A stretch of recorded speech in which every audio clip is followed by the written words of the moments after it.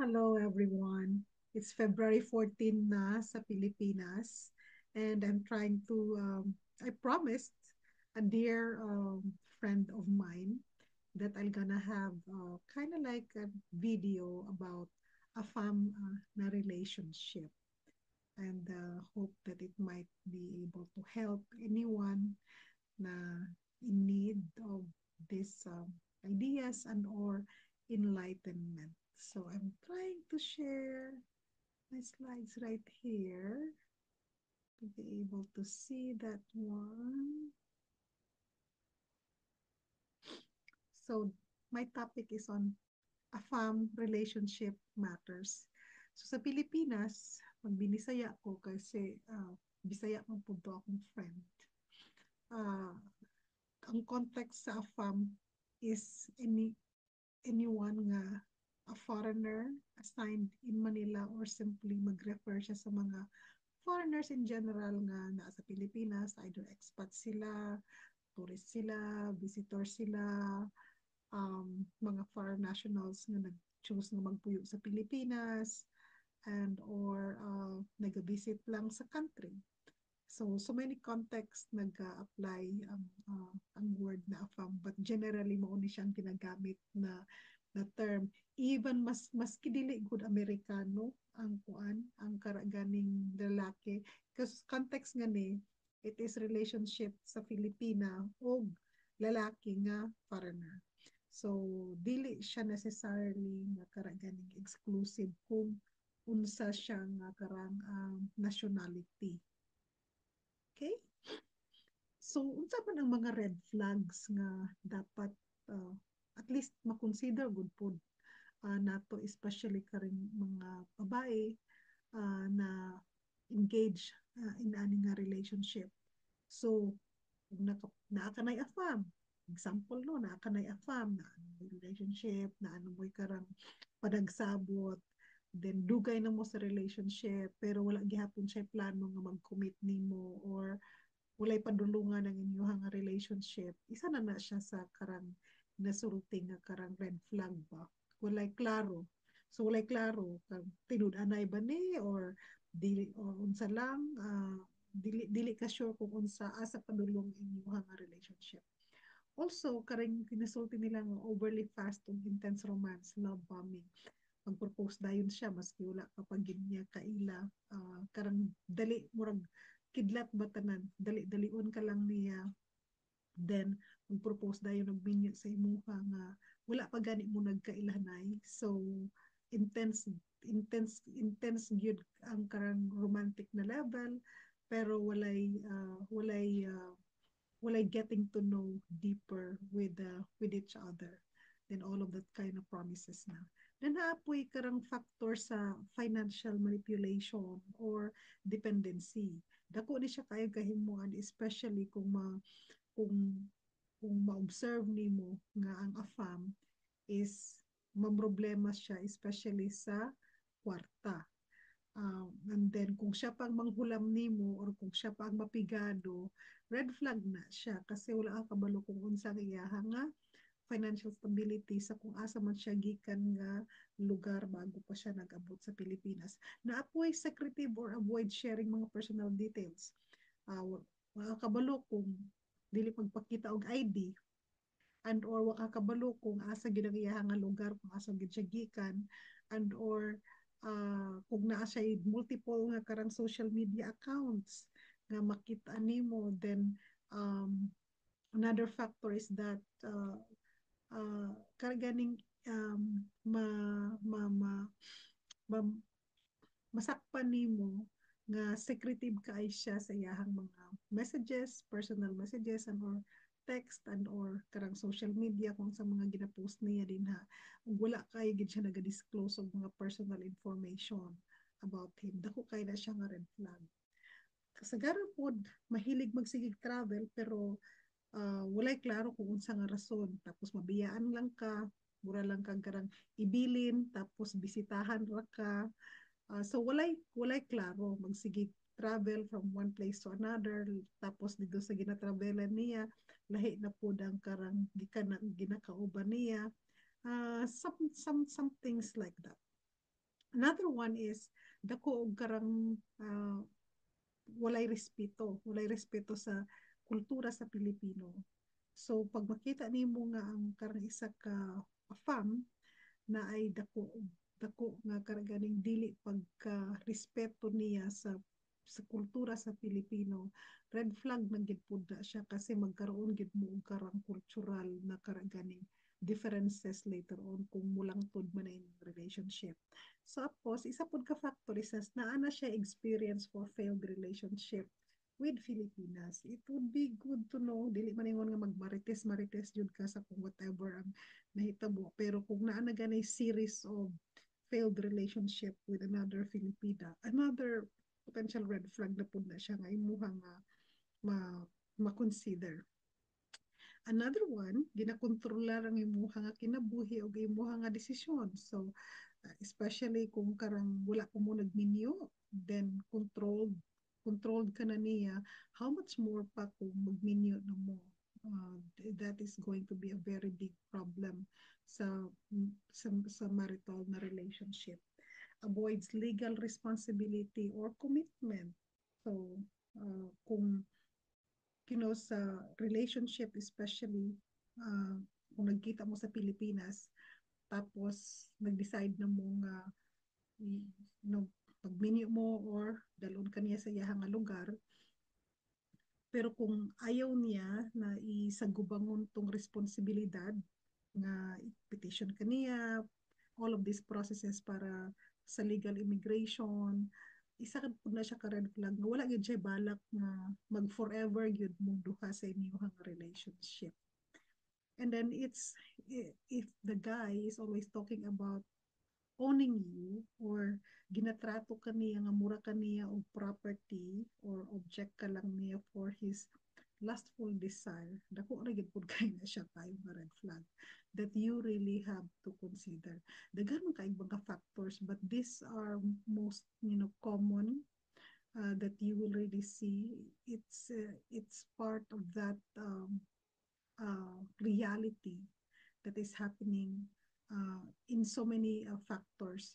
If all of these red flags nahitabo sa imuha, you have to decide for yourself kung mo gid ba ni siya ang gusto nimo nga relationship kay tungod ra ba afam siya imuha na lang tiklupan og mata ning karing mga red flags. That's all dependent on you, no, kasi kung sa imuhang happiness, that is your own happiness, dili siya business sa uban nga tao. But this is something that you can think about for yourself moving forward. Na mga suggested na karang safe dating strategies, especially sa to mga Pinay, in a fam relationship. So, take it slow and observe. Get to know the person. Dili lang enough nga nagkailhanay lang mo online, unya wala gani siya nakabisita gid sa inyo ha, naka-experience og karang live in your community and in your with your family, kara ganing masusi gid pud nimo kung sang pagkatao niya with respect to how i-accept ka niya as who you are, beyond all of the flowery words. So magkanda pud ka og research og background check kasi kahit pa paano, that will give you some information, especially kung naay mga common friends nga kaila ng imuhang afam, nga kabalo ka nga gikan siya gingani na kay mga nakaila dito, there's no harm in doing at least your research, especially sa iyahang identity. Kay daghan gyud kaayong mga tao nga they who they present they are is not really who they are. Keep your finances separate, especially karing dili pa mo magminyo, tapos yung financial karang status ninyo, especially kung nagpuyo siya sa Pilipinas na, and then may tendency nga mag-depend on you, then na-lure ka nga to have your finances together niya, wala po mo nagmin, that can really be a red flag. Tapos mahulog nga mahuthutan ra ka niya over the long period of time. Be wary of too good to be true nga mga promises, tinuod gid kay ni siya. Karaganing ipromisahar ka sa tanan, almost na lang tanan-tanan kalibutan, ipromise sa imuha good life and everything like that, but too good to be true, it's a sign na you have to be very careful and also think for yourself. Mag-meet mo in public and also involve trusted friends, especially karing sa dating stage sa relationship. It would be better to really meet in public. Karang you have to trust and make aware karang mga circle gid mo family members nimo about your relationship kasi wala ka balo kung what will happen to you. And I've read some many cases nga dili na nila matrace kung asa ang ilahang Filipina nga naka-relationship sa AFAM kasi masyadong secretive ang katong relationship nga wala na disclose even family members and our very close friends. So that can really put you into danger. Set boundaries and watch for red flags. So gisulti na ito ganina itong mga red flags, no? Although kahit na mahal gud mo kaayo isa ka tao, pero um, in everything na-adjoy karang something that you have to think ba, especially kung dili gyud serious ang relationship, niya walay paadtuan, niya ginapaasa ka lang. Know your legal rights. Especially karing mga nasa relationship nga na nabugbog or physically abused and or karang na disadvantaged or nagginamit lang in the relationship. You have your legal right. Kung naapa mo sa Pilipinas, there are, I'm sure, mga social services na available, and you also have to really assert and empower yourself to know your legal rights. Protect yourself from scams and trafficking. The dako kay ni siya karang problem, especially kasi you can never tell kung karang imuhang ka relationship is actually karang giscam lang kaniya, tapos gigamit lang kaniya, gigamit lang ang relationship unya na scam ka. uh, ikaw pa ang ikaw pa ang nahututan ng kwarta or may tendency nga maging victim ka sa human trafficking. So that is something na you have to think about. Trust the actions and over the words.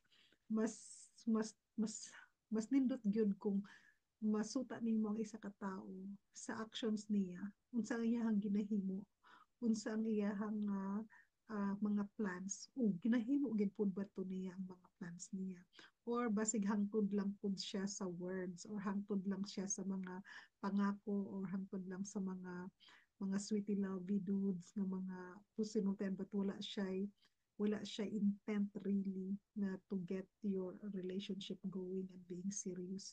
So trust actions over words. Don't be blinded kasi tungod kay afam siya. Isipon nimo nga kung manahuna siya imo maka-relationship nga i-devote nimo imong lifetime, mas maayo nga ka-decide ka earlier on rather than be sorry later. So have an exit plan and support system. Your family, at least they have to be made aware of what's your status is, and what's the information about the imuhang afam, especially kung dalon ka sa uban nga lugar, sa lugar niya or whatsoever, kinsa man ng mga contact that you can get back home, paano kanila ma-access, how can they um, uh, get you or reach you, how kanila matabangan if ever something wrong will happen in the relationship.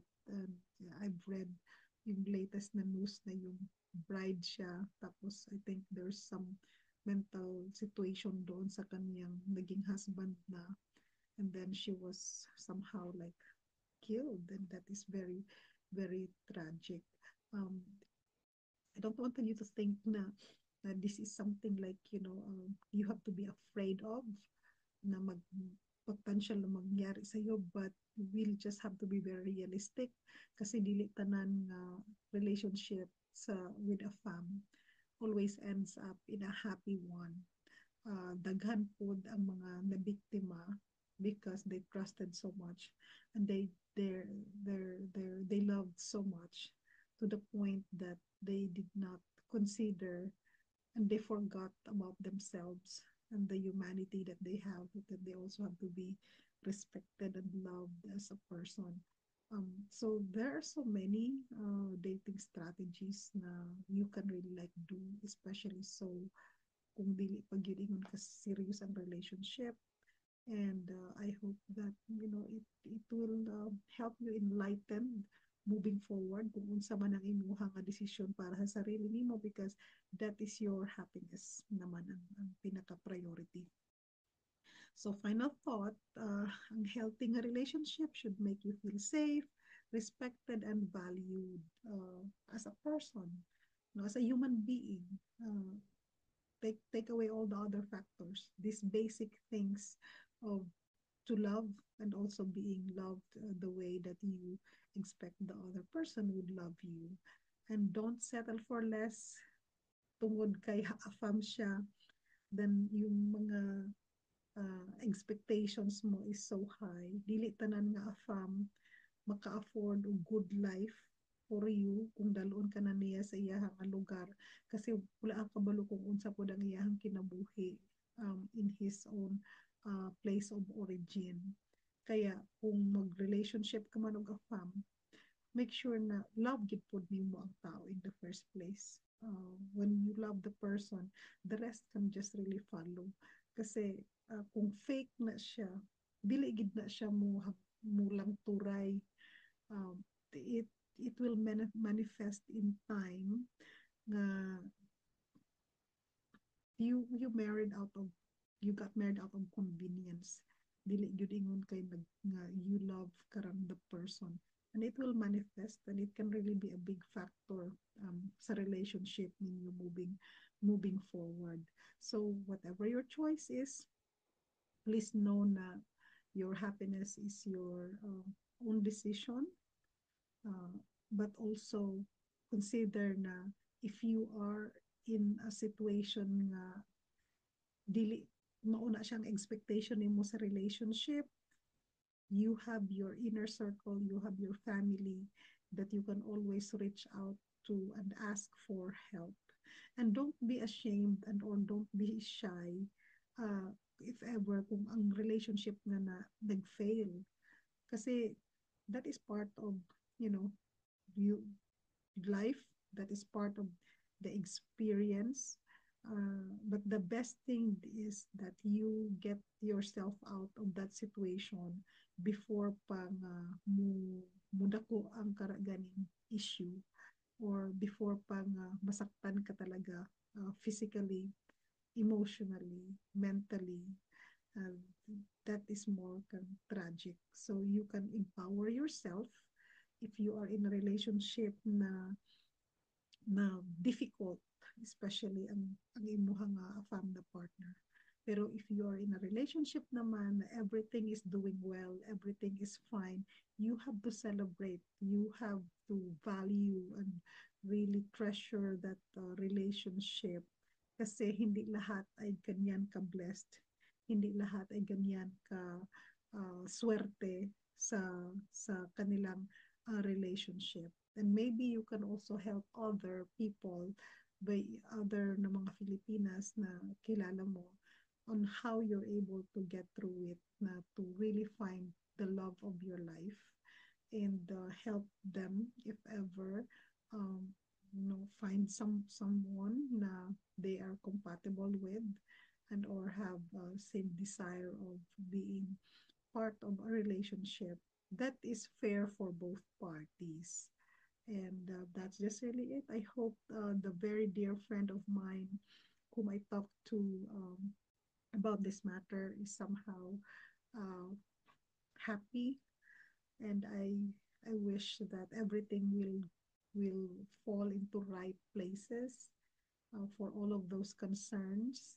And don't be shy. Be an advocate for yourself. Be an advocate for others, and never give up on love. Never give up on true love. So, for everyone enjoying their love life with their afam, happy Valentine's Day. For those who are in trouble with their relationship with their afam, please know there's a way that you can get out of the relationship, and you are more valuable to another person if this person na currently you have with does not value you. So that's just it. Just some thoughts to share. It's it's it's just really sharing of thoughts, and if it can help you, well and good. If not, then just let it be. Bye bye. This is Arjo. Happy Valentine's again, everyone.